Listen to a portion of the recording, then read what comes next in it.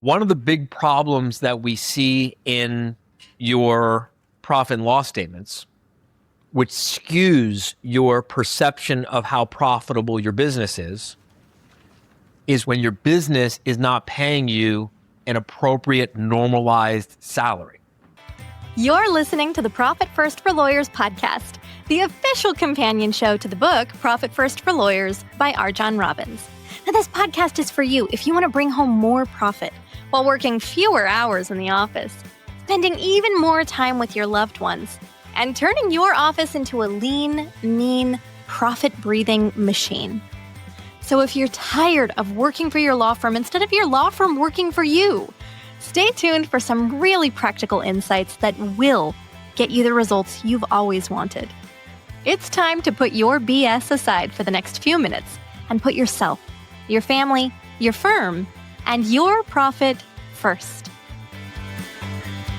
Welcome back to another episode of the Profit First for Lawyers podcast. I'm your host, Carly, and today we are continuing our 7-part financial literacy series with part 4, Normalized Salary. Now, if you missed the first 3 parts of this series, I've got those linked in our show notes below. Go take a look. But here's just a quick summary. So in part 1, we started with the idea that you may not actually be bad with numbers, right? You might just not have been trained to understand what your law firm's numbers are trying to tell you about your business. In part 2, we talked about the stages of a law firm's growth and how the financial questions that you need to ask can change a little bit as your firm grows. In part 3, we talked about total owner benefits, which is one of the most important concepts in Profit First for Lawyers because it gives you a more complete picture of what your law firm is actually providing to you as the owner. This topic was so important, it got its own chapter in the book. So if you'd like a deeper refresher, turn to chapter 9. And today, we're going to zoom in on one part of total owner benefits, which is your normalized salary. Now, normalized salary answers the question, how much should your firm be paying you in W-2 salary for the work that you actually produce for the firm? Now, this first clip comes from Chapter 9 of the Profit First for Lawyers audiobook, and it's mostly a refresher of what we learned last time, combined with how normalized salary fits into the whole total owner benefits package. Let's roll the clip. So there are 3 components to total owner benefits. The first component is the salary that the firm pays to you. This shows up on your W-2 form that your tax preparer uses to report the earned income you get from doing the work that you do for the firm. In other words, this is what you get paid to do the labor that you provide for the firm in your role as an employee of the firm. Now, ideally, the law firm should only be paying you what it would cost the firm to pay anyone else other than you to do the same job or jobs that you do in your role as an employee of the law firm. Hey, RJon, can you go into that a little bit more? What does that mean that it should only pay you the same amount that it would pay somebody else doing that same job? Well, this is what Mike talks about in Profit First, about paying a normalized salary.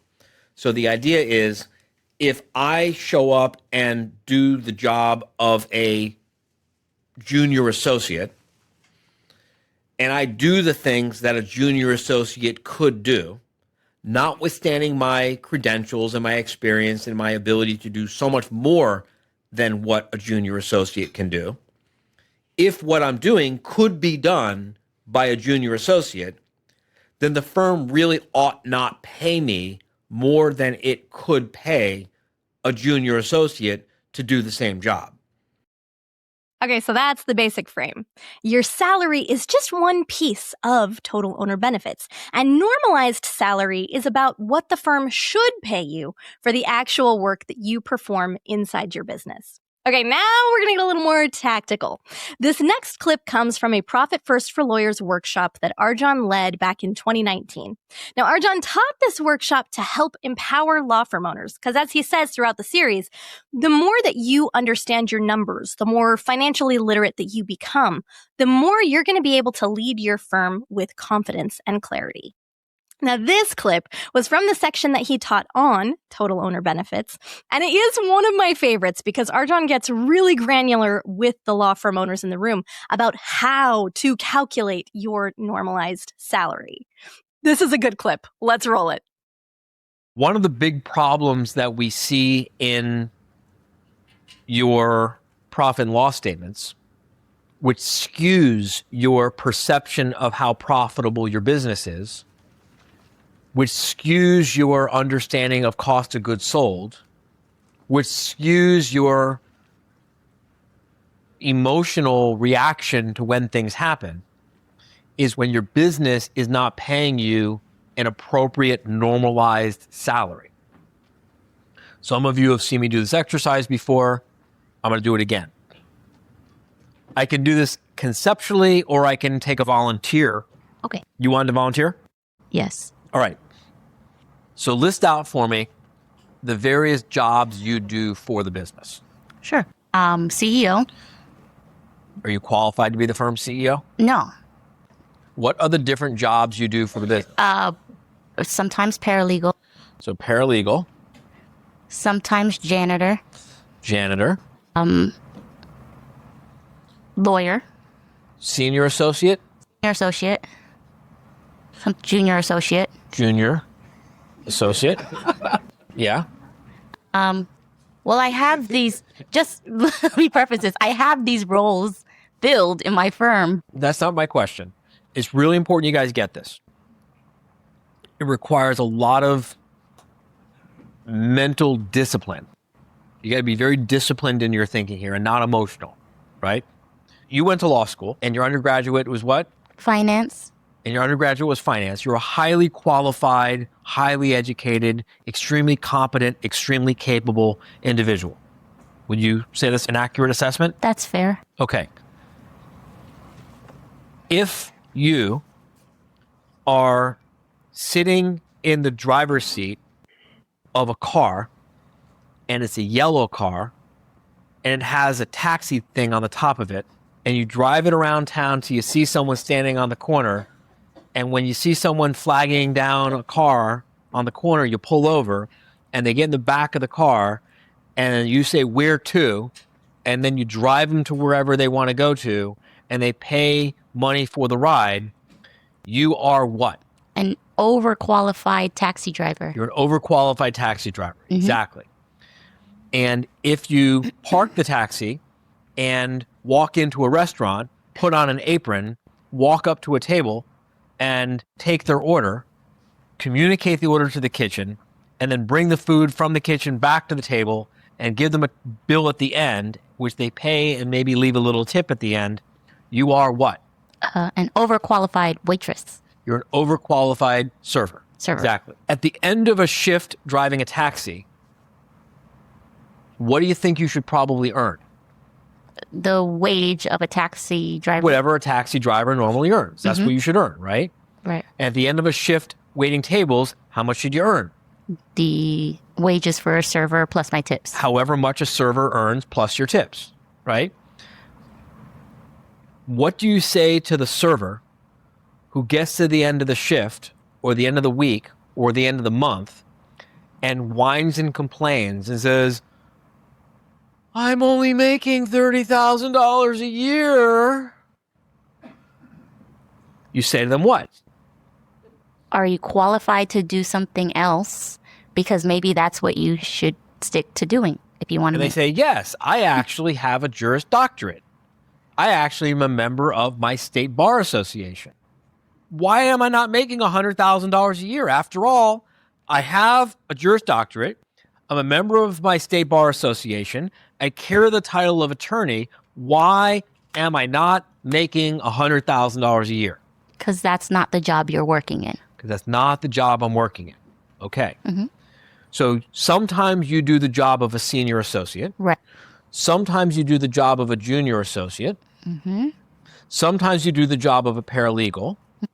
Sometimes you do the job of a janitor. IT. Sometimes you do IT. Marketing. Sometimes you do the job of marketing. And sales. Sometimes you do sales. think that's about it. Just to keep it simple. Yeah. Let's just say that. Okay. So a full-time senior associate in your local market who can do the job well enough, they don't have to do it as well as you. They just need to be able to do the job as well as the job needs to get done. Y'all follow this? Because someone who went to law school probably can do a better job waiting tables than someone who didn't go to law school. Because, we're more articulate and we have better ability to have systems and we're better at conflict resolution and we're smart and witty and we can make small talk at the table. Yeah? I mean, law school is a really great preparation if you want to be a waiter or a waitress. I'm not being funny, don't you think? Right? But you don't need to go to law school to wait tables. So the question is, how much would it cost to hire a senior associate in your market who can do the job as well as the job needs to get done, not necessarily as well as the job could possibly ever get done in the universe? Say 95,000, 100,000. Let's call it 100,000. Yeah. And a junior associate? 85. 85,000. And a paralegal? 50. 50. And a janitor? 25. 25,000. And the IT person? 60,000. 60. And the marketing person? 70,000. And the salesperson? 75,000. 100,000. Okay, thanks. All right. Now, what percentage of your time do you spend doing the job of senior associate? Let's say 5%. 5%. The junior associate? 5%. 5%. And the paralegal? 1%. 1%. And the janitor? 5%. I like clean spaces. 5%. IT, 10%. 10%. And the marketing person? 30. 30. Yeah. And sales? Let's put the balance in sales. So what can we immediately see as a problem? Two roles. Well, yes, there's way too many roles and you're constantly shifting and shifting and shifting and shifting and shifting and shifting and shifting and shifting. And you can't really get any momentum going. That's one problem. But that's a management problem. I'm talking strictly in terms of financial control, in terms of financial maximization of your time. Well, for one thing, you spend 5% of your time doing the job of a $25,000 a year janitor. Yeah, I know. Right. So 5% of $100,000 is how much? 5,000? Right, $5,000. If you had a $100,000 associate and the $100,000 associate said to you, look, I'll come work for you, but I only want to work 5% of the time. How much would you pay the associate? $5,000. Would anyone pay the associate more than $5,000 who said, I only want to work 5% of the time? No. Okay. So why should the firm pay you more than it would pay anyone else to do the same job you're doing? All right. What's 5% of $85,000? 4,250. 4,250. And what's 1% of 50,000? 500. 500. And what's 5% of $25,000? 1,750. I don't know. Now look at this. 5% of your time is spent doing the job of a janitor, for which you get compensated $1,750. And 5% of your time is spent doing the job of a senior associate, for which you get paid $5,000. If you spent 10% of your time as a senior associate, you could make $10,000, and with 1,750 of those $10,000, which would still leave you with $8,250 more, you could hire someone else to do the job of a janitor. Mm-hmm. Now, if you're telling me you're doing the job of a janitor because you like doing the job of a janitor, then, call that a hobby. Mm-hmm. But I don't think that's your hobby. No. Right. You see the problem? Right. Okay. 30% of a $70,000 marketing person is $21,000. And 44% of a $100,000 salesperson is $44,000. So someone add this up for me. $100,000 associate working 5% of their time makes $5,000. $85,000 junior associate working 5% of their time makes $4,250. Paralegal, 1% of their time is $500. $25,000 janitor working 5% of their time earns $1,750.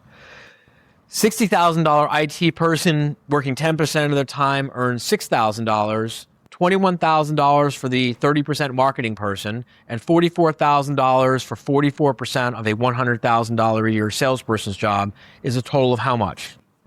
$82,500. $82,500. That is how much W-2 income your business should pay you. If your business pays you $150,000 W-2 income, we have to ask why. Why? Right? If I was a third party, if I was simply a passive investor in your business, if we were all passive investors in her business, and we found that she was paying $160,000 for $82,000 worth of work, what would we all say? We'd all be pretty upset, right? Mm-hmm. So your business should pay you $82,500 of W-2 income. Got it? Yeah. Your normalized salary is not based on your title. It's based on the work you're actually doing inside the business. So how do you take action this week? Well, do this exact same exercise. Make a list of every job you currently perform inside your law firm, and then write down what it would cost in your local market to hire someone competent to do that job. And then next, you estimate what percentage of your time that you spend in each of those roles, and then multiply the salary for each role by the percentage of time you spend doing that work, add those numbers together, and that gives you a rough normalized salary. And once you've done that, maybe you'll find, like the law firm owner in that workshop, that you're actually spending your time on jobs that are not the highest and best use of your time either. And that's what we've got for you today, folks. Now, I hope this was helpful. If you want to take an even deeper dive into total owner benefits, check out Chapter 9 of the book and revisit Part 3 of this series as well, of course, linked in our show notes below. And then stay tuned for Part 5 of the Financial Literacy series as we talk about how Profit First actually works and why taking your profit first can force you to make better, more entrepreneurially mature decisions inside your business. In the meantime, please don't just listen and nod along with these episodes. These are only going to do you good if you take action. Your future self will thank you for it. And we will see you next time. Thank you for joining us on another episode of the Profit First for Lawyers podcast. If you're enjoying what you're hearing, tell a friend and buy your copy of the book at profitfirstforlawyers.com. Your future self will thank you for it, and we will see you next time.